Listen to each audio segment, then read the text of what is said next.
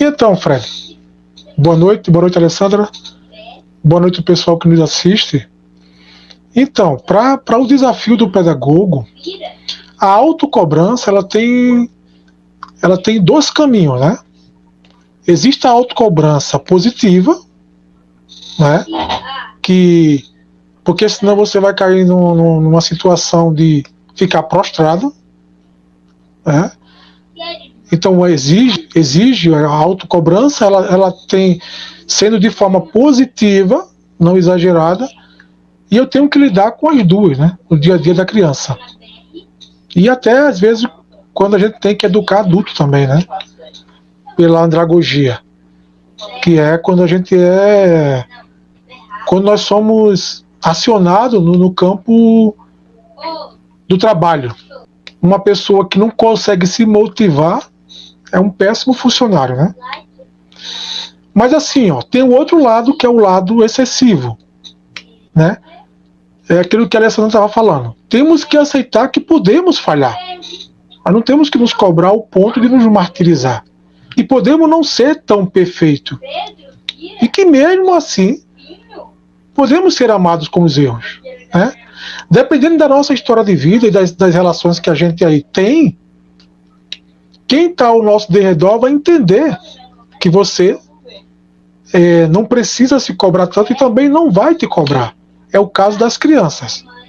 Às vezes, Fred, eu tenho um papel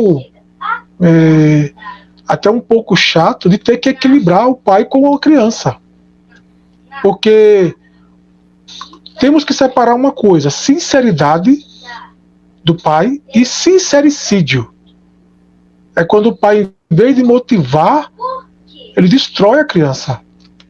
Então, ao invés da criança se cobrar, ela começa a juntar as palavras negativas e aquela autocobrança de não atingir aquela meta de nota, ou, sei lá, o medo de perder o estímulo que o pai prometeu, que seria a bicicleta ou aquilo outro.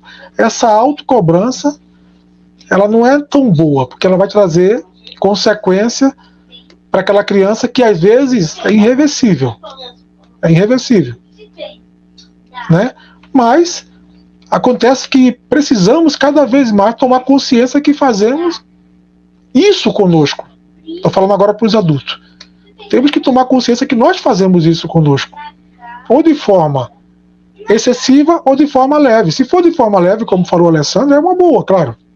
Se você consegue manter o equilíbrio dessa sua autocobrança, perfeito.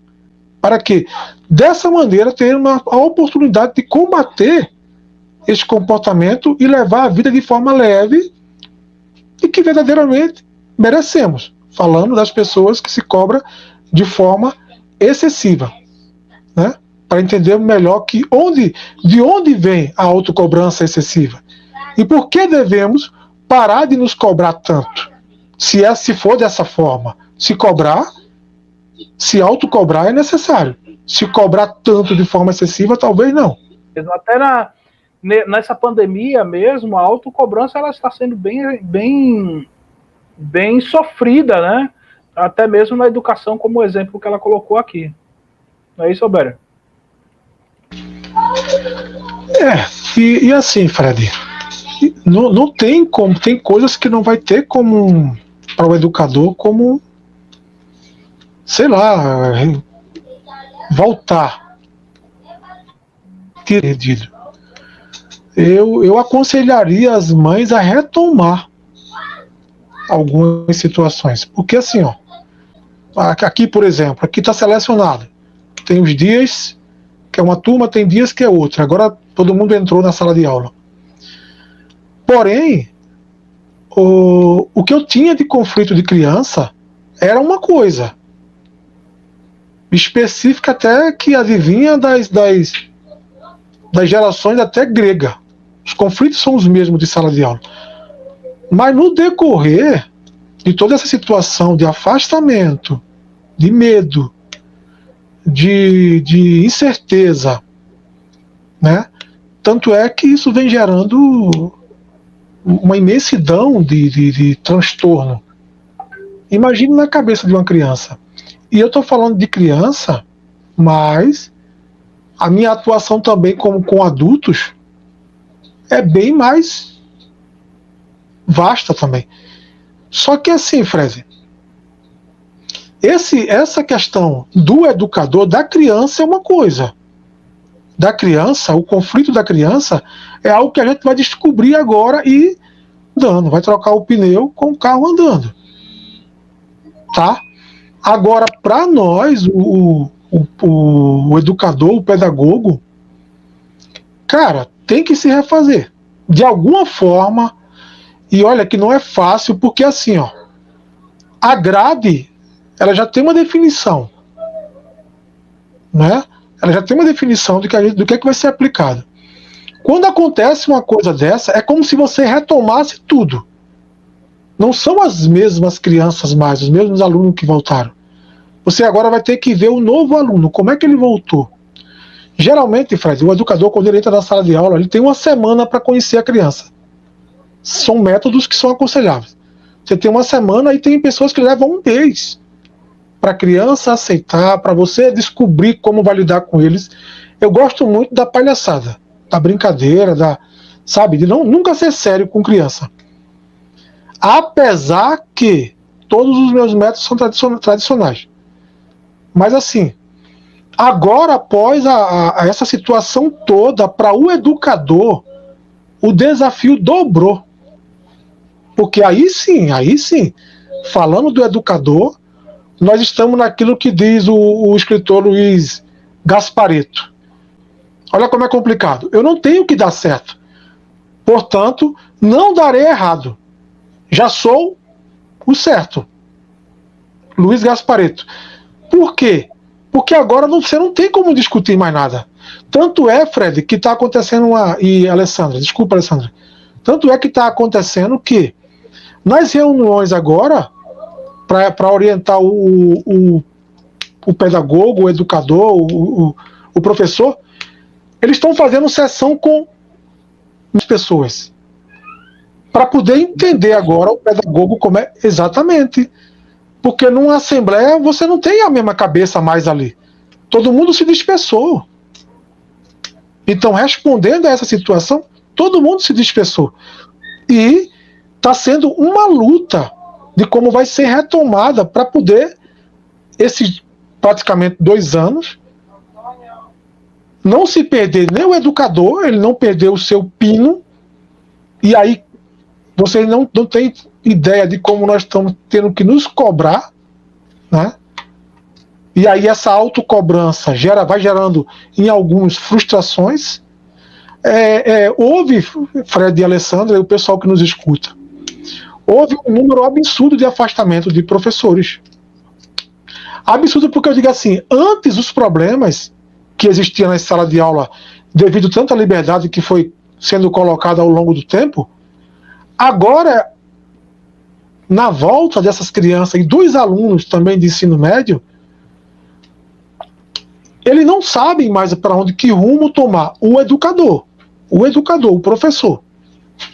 E eu estava lendo na revista Escola Nova, e parece que o Isamit Timba, que foi um dos grandes educadores e aí pensador da educação infantil também, parece que ele previa esse momento.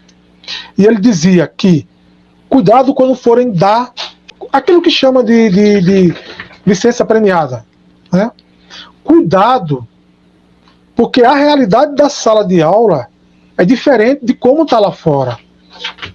Por isso que se aconselha que o educador, e não só o educador, eu deixo como conselho, consuma a autocultura. Consuma o melhor que se pode ter hoje. Porque, gente, uma coisa que nós temos que levar em consideração, e agora falando no contexto geral, educador, pais, aluno, hoje nós estamos num mundo competitivo em que nos encontramos. Dificilmente conseguiremos nos deparar com alguma pessoa que não tenha cobrado excessivamente. E principalmente, Fred e Alessandra, vocês que atuam melhor do que eu nessa área, sabem que o pessoal voltou muito mais ansioso, com muito mais medos, né? Não é à toa que cresceu tanto a procura por coach, para você se motivar. a quantidade que hoje nós lidamos de informações e demanda com qual precisamos lidar, né? Porque muita coisa agora nós temos que refazer. Então, a quantidade das informações e das demandas é enorme, gente, é enorme. Bem, sem deixar passar, bem como a velocidade com que tudo acontece ao nosso derredor, né? Deixa em nós uma sensação de que devemos nos superar o outro constantemente. Eu digo isso nas próprias ações da igreja, como catequista. Às vezes, o outro catequista voltou tão ansioso, eu acabei de chegar agora da catequese, ele está tão ansioso para mostrar que ele está perdendo, que ele está trabalhando com criança de 12, 11, 10, mas ele quer dizer, olha gente, aconteceu, mas nós estamos de novo aqui, ó, calma, para, né? E muitos pensam que isso só acontece no âmbito profissional, e não é. No entanto, a pessoa que se cobra excessivamente leva esse comportamento para todos os contextos da sua vida, como eu vi agora no contexto de igreja. Principalmente você vê hoje a questão do desemprego mesmo, como você falou da competitividade. Olha, veja só, Fernanda, tema muito bom, parabéns, Alessandra, né, autoconhecimento. Olha quantas pessoas estão aqui, né, falando sobre o tema, e que esse tema é maravilhoso, a maravilha de live, né? Então, isso aqui que é interessante, as pessoas se conectam, né, porque o pouco que você sabe, às vezes é muita coisa para o outro. E hoje estamos aqui falando sobre temas que está na vida de qualquer pessoa. Não é isso, Albério? Exato. Exatamente. E agora vocês tocaram numa área, que é uma área que a gente recebe como instrução, né, para lidar com, aqui a gente fala gurizada, com a meninada, né, que é a autocobrança excessiva e seus impactos na saúde emocional. Quando surge, gente, o excesso de culpa e a autocobrança, é provável que a mente vai adoecer, é provável isso aí, cientificamente. Tem que lidar com o fracasso. E o que acontece para nós, pedagogos? É que tudo isso aparece na infância, por situações que nós passamos, e principalmente por necessidades emocionais que não foram entendidas. É nessa fase que criamos crenças que nada está bom, ou que eu devo sempre atender o outro da melhor maneira. E isso a gente aprende na psicopedagogia para que faça isso com as crianças. Quando fazemos algo que não vai de acordo com aquela crença que a criança aprendeu, ou que nós aprendemos na infância, a culpa entra em ação. E desencadeia a autocobrança. E com elas vem um sofrimento. É lógico que vem um sofrimento, é lógico. Então, quando se cultiva essas crenças totalmente disfuncional, aí cria-se um ciclo automático, gente, que vai se repetir por toda a vida, a menos que ela seja ressignificada, não é isso, Fred, a palavra? Ressignificada. Ao menos que não aconteça isso. Confiram. Olha como é interessante o que Fred e a Alessandra estavam falando, com mais foco no que a Alessandra falou, né? Olha como é interessante o exercício que a gente faz para poder entender, porque nós estamos lidando com vidas, né? Não é com qualquer coisa, porque hoje em dia coisificam tanto o ser humano que a gente nem sabe, mas matar uma árvore é cadeia, mas um aborto não é problema. Então é tão complicado. Agora veja, confira só algumas dicas que a gente recebe, né, para ajudar a sair desse ciclo automático de culpa, de autocobrança. Veja, olha só como é interessante. Calma, a gente diz à criança, calma. Vai ficar tudo bem, não se autodeprecie. Isso serve para o adulto. Não se autodeprecie. Se você não olhar com amor para si mesmo, filho, quem irá olhar? E a criança para. E ela parece palavra de adulto, mas não é. Ela para ali, né? E outra coisa que a gente faz, reflita sobre o seu passado. O que é que você fez ontem? E nós vamos restituindo na criança essa autoconfiança. Por quê? Porque muitas das nossas crenças foram construídas lá na nossa infância. Não é isso, Fred? Pelo trato que nossa família tinha conosco. Por isso, preste atenção. Se esse padrão de comportamento não é algo que você produz da sua família, principalmente se seus pais eram um modelo de exigências exageradas.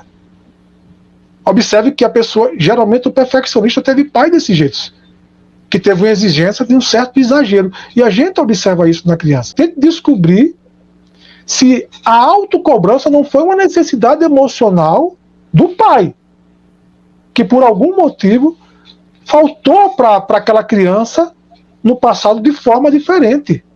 Ele cobrou um lado, mas deixou o vazio em outro. Deixou o vazio. E por isso que a psicopedagogia é tão complicada. E hoje hoje a criança, a criança não, o adulto, né, acaba querendo se super compensar daquilo que ficou lá atrás. E não volta mais. É aquilo que falávamos da pandemia. Não volta. Você hoje encontra gatilhos que você ainda consegue acionar. Mas a gente lidando com as crianças, você quer ver uma coisa para o pessoal que está nos ouvindo? A história do King Bug. E a criança pergunta, professor, por que eu não posso falar sobre isso? Não é que você não pode. É que o seu tempo não está ainda. Não chegou para você discutir. Tempo para cada coisa, exatamente. Para cada coisa. Jean Piaget. Jean Piaget, não sou muito fã dele não, mas a tabela que ele dá para o tempo da criança tem o seu valor, né? Claro.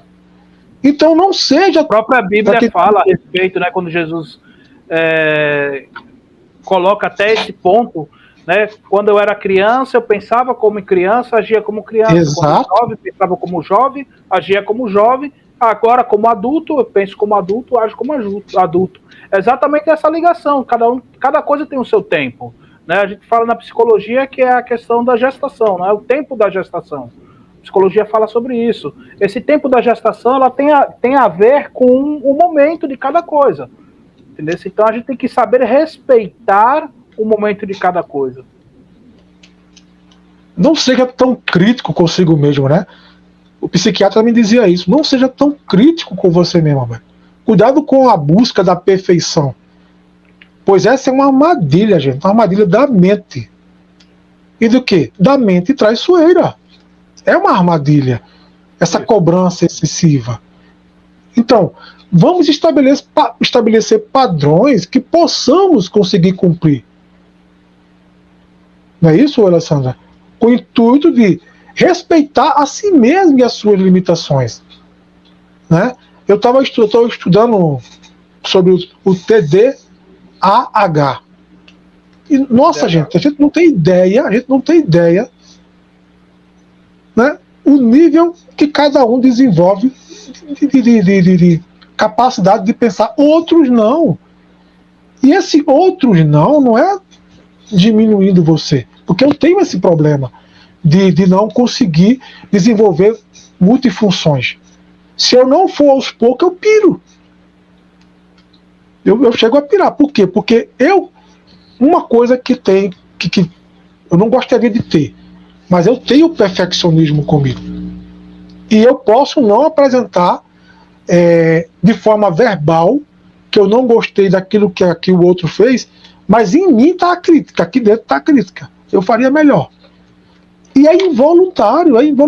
Agora, é o que eu estou dizendo a vocês, aquilo que eu aplicava para as crianças, hoje, aplicando, eu consigo perceber que eu não sou o centro.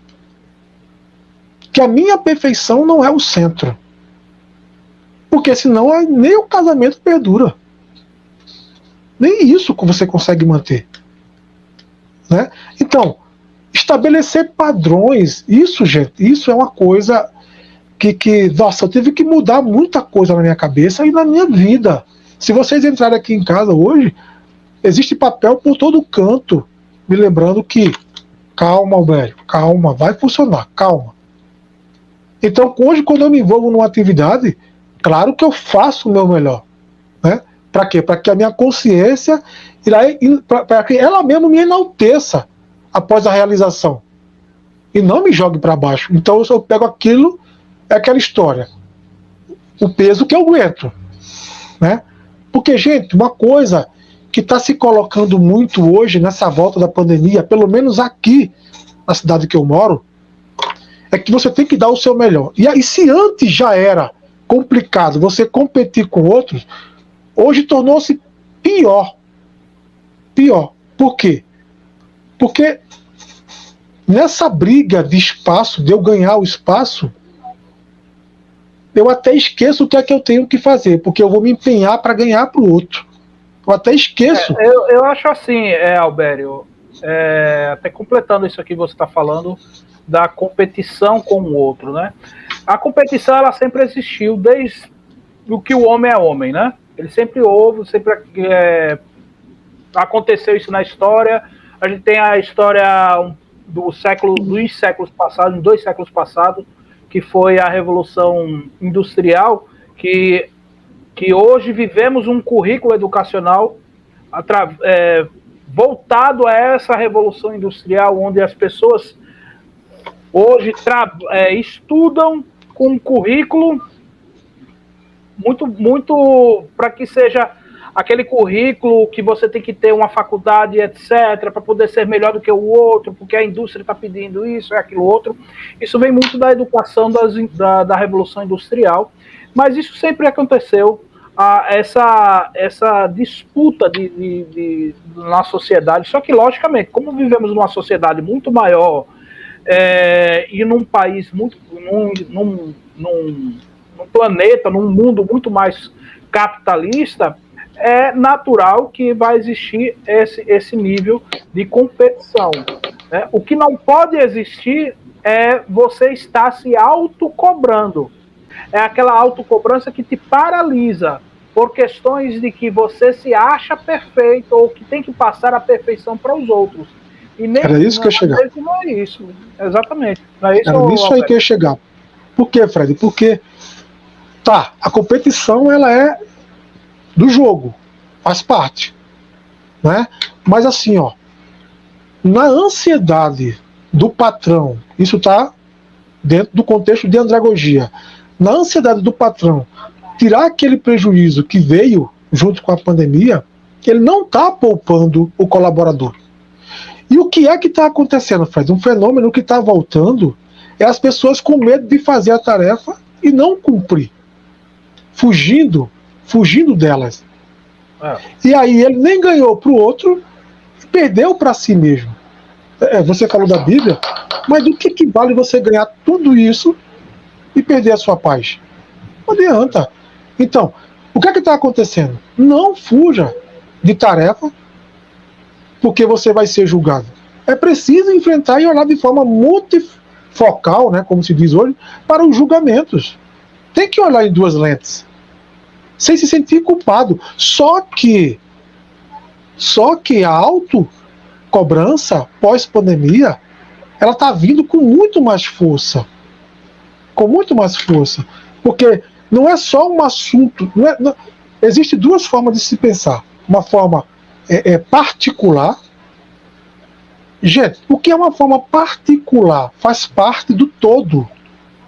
Você ainda não está pensando por si. Não está. Qual é a forma saudável de pensar? Singular. E não é egoísmo, vou pensar por mim. Eu não preciso também ter que atingir daqui à meia-noite certa função. Não. Não. Só que a autocobrança que chegou, Fred, chegou numa loucura tão grande, e eu espero ser entendido no que eu vou falar, que as pessoas entraram num senso de ridículo de querer entrar na carreira dentro desse padrão, que você vê pessoas que não está mais se vestindo bem para aquela função que exerce, porque está tão preocupado daquela autocobrança que ela está se vendo, sei lá, qual seria uma celebridade hoje aí? Magrinha e dentro daquela roupa para passar aquilo que ela não é, Entende? Então, essa autocobrança, eu estava vendo esse dia uma live do conselho aqui do comércio, esqueci o nome agora, do comércio, né? E um cara dono um empresário dono de uma loja de vinho, ele não é fabricante, ele só distribui. Ele disse que ficou impressionado, né, com a pessoa que veio fazer a entrevista. Ela estava tão preocupada em falar bem que ela começou a inventar palavras dentro do nervosismo. Palavras e palavras que não existiam. Até Michele Nobre falando aí, ó, autocobrança, hoje, distorção de valores. É o que Distorção você de tá falando, valores. Distorção de valores. E, gente, de novo, repito, é preciso enfrentar a crítica com um olhar multifocal para os julgamentos. Porque existe, eu não sei, eu não concordo muito com essa coisa da crítica positiva e crítica negativa. Crítica é crítica. Ou você pega ela e cresce, ou você pega ela e cai. Crítica é crítica. Só que existe realmente a crítica no bom sentido. Existe. Existe. A pessoa está te criticando. Talvez a forma como ela está colocando não seja tão boa. E aí, Alessandra, acho que conseguiria falar melhor do que eu. Talvez a forma como você está colocando é aquela história. Sinceridade não é sincericídio. Não mate o outro. Sinceridade é uma coisa. Eu tinha uma dificuldade, Fred, do nosso grupo de amizade, naquela determinada instituição que a gente participava religiosa, de uma pessoa que era vice-coordenador. Cara, não tinha modo nenhum de colocar as coisas. Era colocado e você que se virasse, que engolisse, que... E aquilo, uma vez, aquilo me destruiu. Por quê? Porque aquilo não é sinceridade. Né? Eu tenho conversado muito com a Alessandra e a gente tem colocado a nossa dificuldade. E hoje eu vejo a Alessandra totalmente diferente. Porque talvez a conversa com outra pessoa foi sincericídio. E aí a cobrança travou. Para mim, como ela também confessou. E aí a cobrança me travou. Né? E eu não conseguia mais caminhar. Por quê? Porque eu dizia, mas agora eu tô careca, mas agora eu já tenho 50, mas agora eu já tenho, mas agora eu já tenho, e eu não tenho, eu não tenho, eu não tenho, eu não tenho. Por quê? Porque é o que Michele falou. Eu comecei a trocar valores por imediatismo. E não vai para canto nenhum.